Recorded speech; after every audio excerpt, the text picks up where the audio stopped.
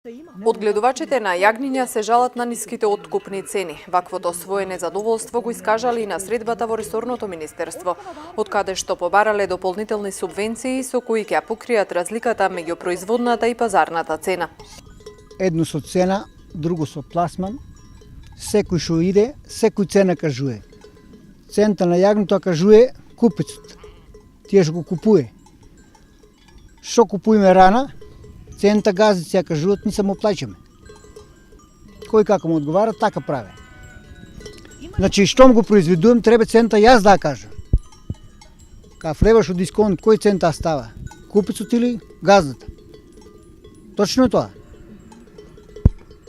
Кажете ми, има ли уште многу луѓе што во овие повисоки места одгледуваат? Не.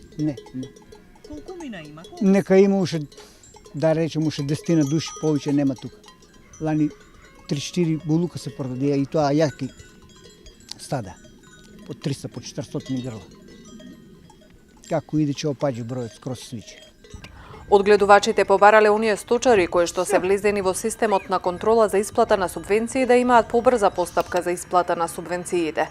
Од Министерството велат дека по завршувањето на откупот на јагне ќе се анализираат податоците од терен, а по завршувањето и на вториот круг од предстојните претседателски избори, Министерството ќе излезе со соодветно предлог решение со цел сточарите да не трпат загуби од сопственото производство. Во меѓувреме, секое здружение до Министерството треба да испрати пополнет прашалник за сите трошоци што ја формираат производствената цена. Претходно и откупувачите на јагне оствариле средба со Министерството. Не очекуваат проблем со пласманот на јагнето. Тие сметаат дека добра иницијативата преку Агенцијата за храна за попис на бројот на овци и кози, која што е во тек, потенцирајќи дека резултатите ќе бидат од исклучителна важност за креирање на политиките за овчарството, врз основа на точната бројка на овци, за која што во моментов сметаат дека не е релевантна. Според податоците на Агенцијата за храна во декември 2018 извезени се 2897 јагниња или 33.509 килограми.